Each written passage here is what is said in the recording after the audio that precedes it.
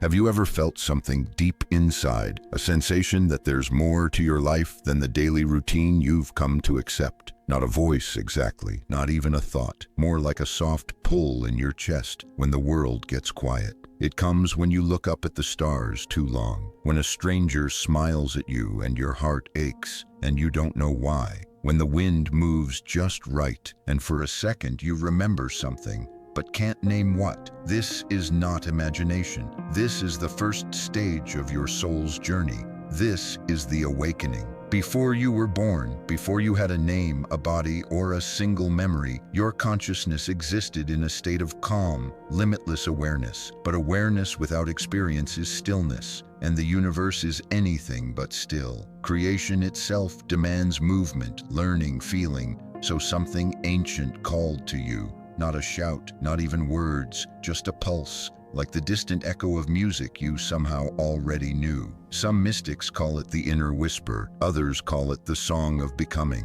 but all agree on one thing. It's the invitation, an invitation to return to life, to enter the fire of experience once again, to feel joy, heartbreak, hunger, awe, to remember what only the soul can forget. And this is crucial. You didn't have to say yes. You had the freedom to stay in that infinite stillness where nothing hurts and nothing surprises. But you, something inside you, chose to come back. You didn't come to suffer. You came to feel. You didn't come to be perfect. You came to grow. The moment your soul answered that call, a new path ignited before you, a path back to earth, but with lessons yet unlearned, wounds yet healed, love yet given. And even now, you can still hear that whisper. It's what makes you long for meaning in places others overlook. It's why a piece of music can move you to tears, why a child's laugh feels sacred, why pain feels like it's teaching you something. If only you could decode it. The whisper didn't end when you were born. It became the background hum of your intuition.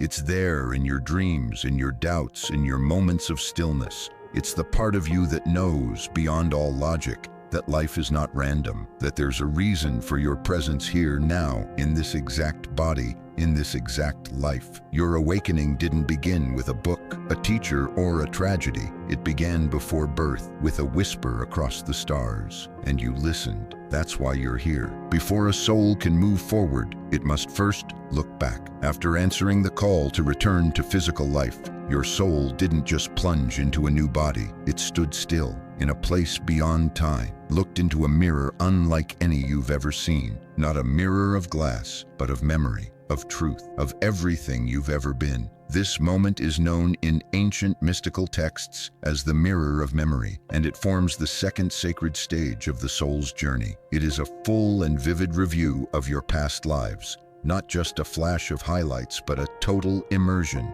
Every action, every choice, every word and thought replayed, relived. But here's what makes it different from human judgment. There is no scolding voice, no divine gavel slamming down, no punishment, only understanding. Because in this space, you don't just remember what you did, you feel what others felt because of it. If you caused pain, you feel that pain from the inside.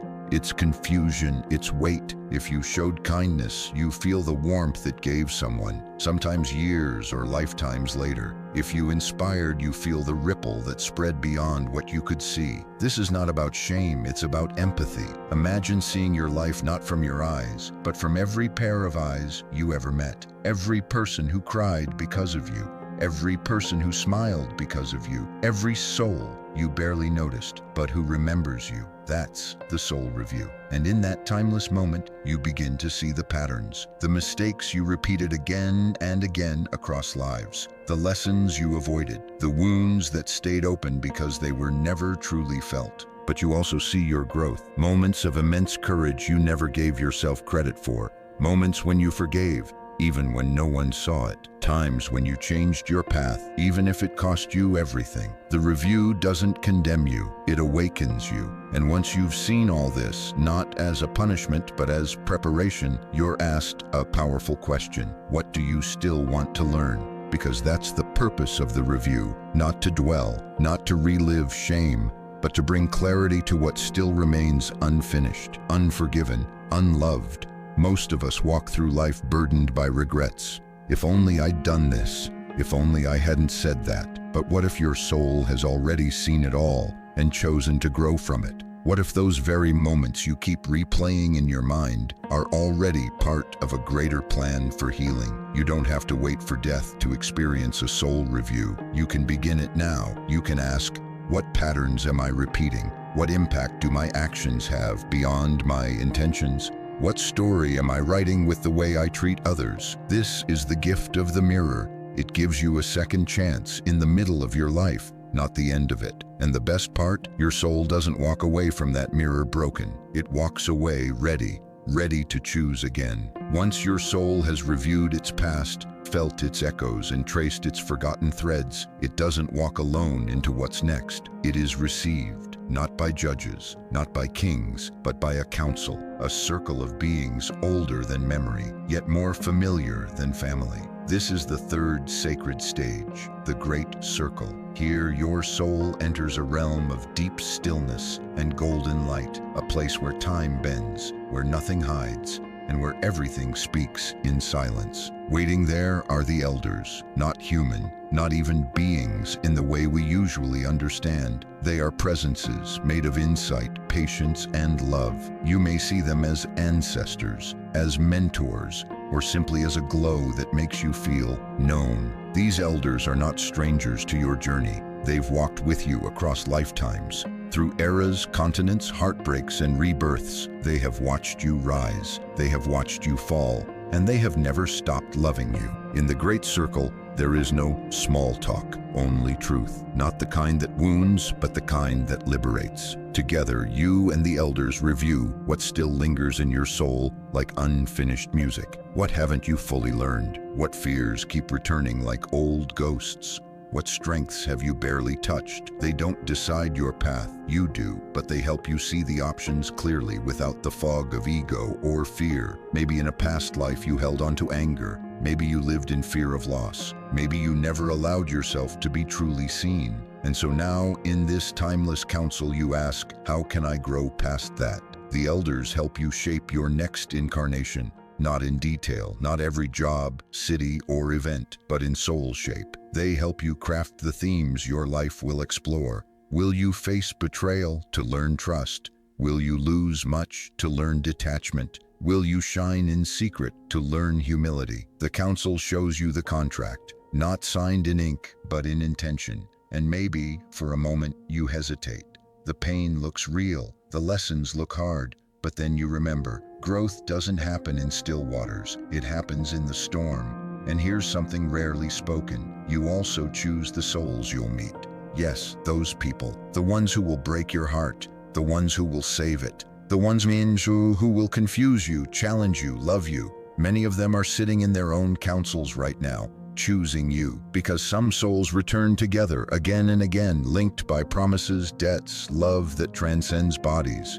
So the council helps you align. You're not choosing a life to survive, you're choosing one to awaken. And once the plan is clear, not flawless but meaningful, one by one the elders bow their heads to you, not because they worship you, but because they honor your courage. You're about to forget who you are. You're about to enter a body, a family, a world that won't remember your light. And still, you say yes. The circle fades, the light dims, and your soul prepares for the next vow. Once the echoes of the council fade and the elders have shared their light, your soul finds itself standing before a sacred choice, not about what car you'll drive, not what job you'll take, but something far more ancient. Why will you come back at all? This is the fourth stage, the oath of intention. Every soul that enters the world carries a mission. Not all missions look heroic. Some are quiet. Some are hidden in heartbreak. Some look like ordinary lives, but carry extraordinary purpose. This is the moment you choose yours. And the question is not,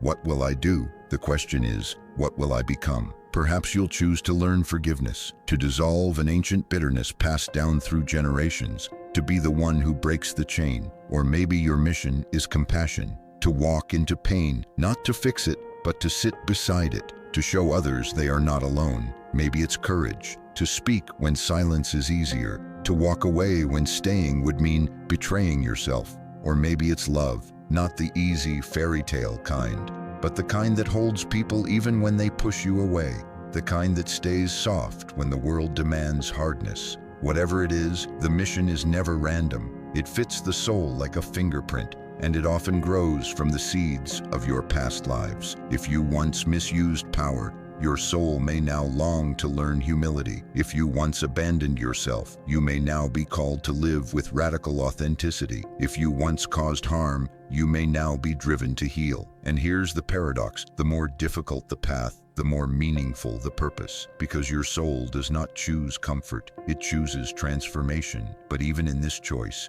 you are not alone. A quiet voice within, maybe one of the elders, maybe your own higher self, asks, are you ready to forget all this? Because once you step into that body, the mission will hide. It won't be obvious. You'll doubt it. You'll wander from it. You'll feel lost. But even then, it will still burn within you, like a soft ember beneath the noise of the world. This ember is what people call calling. That tug you feel towards something deeper, that ache when you're not aligned, that fire when you are. And before your descent, you declare it, not out loud, but soul to soul, a sacred promise. I will go, I will grow, I will remember. This is your oath of intention. It is not bound by success. It is not measured by applause. It is fulfilled every time you live in alignment with your truth, even when it's hard, especially when it's hard. Most people go through life believing they were simply born into a body, that it just happened, a roll of the dice, a biological coincidence. But your soul knows better. In this fifth sacred stage, before descending into the physical world, you're presented with one of the most intimate, courageous, and often misunderstood choices of all: the choice of your vessel and your lineage. Your body is no accident. Your family is not a glitch in the cosmic system. The place you were born, the skin you wear, the history you inherit, it's all part of a sacred selection process. Before you took your first breath, your soul was shown multiple lifelines, different bodies, different parents, different bloodlines, each with its own strengths, traumas, patterns, and gifts. And then you chose. You didn't choose based on comfort or luxury. You chose based on alignment. What vessel, what ancestry, what environment would best support the mission you just declared? It's a radical idea, isn't it, to think that you chose a family that maybe abandoned you, a body that carries illness or limitation, a culture that never seemed to understand you. But your soul doesn't think like your mind does. It doesn't seek ease. It seeks expansion, and sometimes the deepest growth comes from the places that feel most painful. Maybe you were born into a lineage where love was conditional, where silence was louder than words, where shame sat at the dinner table like a ghost no one named. But what if your soul chose that family to break that pattern, to become the first to speak the truth, to bring healing to a line that's been hurting for generations? And what about your body? Every feature, your voice, your hands, your eyes, your heartbeat was chosen, not to meet society's standards, but to match your mission. Maybe your body is soft because your work is gentle. Maybe your body is scarred because your work is brave. Maybe your body changes because your soul needs to shed and grow again and again. Even your struggles, your appearance, your illness, your voice can be tools, not punishments, portals. You didn't pick perfection, you picked purpose. And yet this truth is hard to hold when you're in the middle of it, when you're crying in a room that doesn't feel like home, when your parents misunderstand you for the 100th time, when your body feels like it's fighting you. But what if you could look at those moments through your soul's eyes? What if that tension, that pain, that misfit feeling is the exact friction that shapes you? What if those who challenge you most are souls who loved you enough to play difficult roles in your story? Some ancient texts whisper this: your greatest teacher wears your family's face. It doesn't mean you excuse abuse. It doesn't mean you stay in pain. But it means you reclaim the meaning from it. Because when you remember that you chose, you stop asking, why me? And you begin to ask, what for? You reclaim authorship. You find power even in powerlessness, and most of all, you begin to forgive, not because they deserve it, but because you deserve peace. And in that moment of understanding, when resentment becomes recognition, something unlocks. You see the brilliance of the soul's plan. You in this body, you born of these people, you rising from exactly where you are. This is the vessel, this is the veil, and you chose both because you were ready. Now comes the most delicate moment of the journey, the point where everything you've chosen, your mission, your family, your body, is sealed with one final condition. You must forget. This is the pact of amnesia, the sixth sacred stage of the soul's descent. It might sound cruel at first. Why forget the wisdom you worked so hard to gather? Why erase the reasons, the lessons, the truth? But think about it. What is growth without the choice to remember it? You came to Earth not to act out a script, but to rediscover your role. Not to perform perfection, but to experience the messy, beautiful, fragile truth of being human. And for that, forgetting is essential. The veil, as ancient mystics called it, is not a punishment. It's a sacred fog that surrounds the soul as it enters the world. It softens the memory of the light you came from. It quiets the voices of the elders. It blurs the echo of the soul's oath. And when that veil falls, you forget who you are. You forget that you are timeless. You forget that you chose this life. You forget that you are more than this skin, this pain, this moment. But even in the forgetting, the truth is never lost. It just goes deeper beneath the surface of your thoughts, into the body, into the heart, into the dreams you don't understand. That's why you wake up some mornings with a sadness you can't name. Why a piece of music makes you cry without warning. Why a stranger feels familiar. Why the night sky makes you feel both tiny and infinite. Those are the cracks in the veil, the soul whispering, "I'm still here." You made a pact long ago to forget everything so you could remember it for real. Not as information, but as experience. Not because someone told you, but because your life revealed it to you. Through love, through heartbreak, through loss, through wonder. And even though the veil hides your soul's memory, it also protects it. If you carried every memory into your new life, how could you learn anything new? How could you love freely without comparing it to old lifetimes? How could you suffer without resenting what you already know? The forgetting is a gift, and the remembering, that's your work. That's what we call awakening. And slowly, the veil begins to thin. Each insight, each synchronicity, each shiver of truth you feel, those are signs. You're remembering, not in your head, but in your bones, in your spirit. And someday, when you look back, you'll realize the forgetting wasn't the end of your knowledge. It was the beginning of your wisdom, and then it happens. The final breath of stillness, the last moment of cosmic silence before the storm of sensation begins. Your soul, cloaked in the veil of forgetfulness, steps forward. This is the sacred descent, the seventh and final stage, the moment where eternity enters time, where the infinite squeezes itself into a heartbeat. You do not fall into this world. You descend deliberately, like a flame lighting itself from the inside. In that moment, your soul crosses the threshold between realms, from the vastness of spirit into the tightness of flesh, from pure being to becoming. And with your first breath, the mission begins. You don't scream because you're afraid. You scream because you remember, and then forget. You scream because your body is new, strange, and loud, because gravity is heavy and separation is real, because you've left behind a place without pain and stepped into a world built on it, but also a world full of color, of touch, of love, of possibility.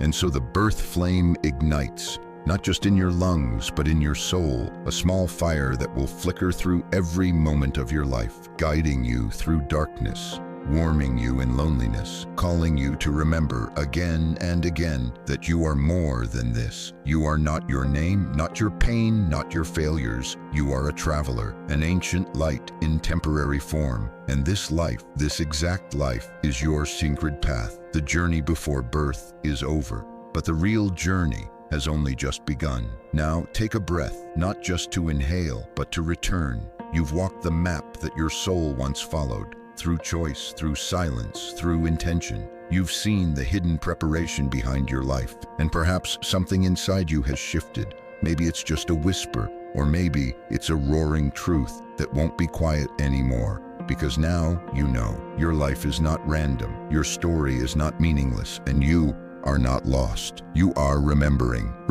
that every moment you feel out of place is part of a journey your soul agreed to walk. Remembering that pain is not your enemy, it's your mentor in disguise. Remembering that your body, your family, your purpose are all part of a vow you made long ago. A vow to grow, to evolve, to awaken. This isn't about becoming perfect, it's about becoming whole. It's about reclaiming every broken piece of yourself and seeing it as sacred. You don't have to wait until death to look back and understand. You can begin now. You can ask, what have I forgotten about myself? What is my life trying to teach me? What would happen if I trusted the path, even when I can't see the next step? The truth is, you're already walking it right now, in your choices, in your questions, in your courage to keep going. So when life feels heavy again, as it will, when doubt returns, as it does, when the veil feels too thick to see through, remember this: the soul never forgets, even when you do.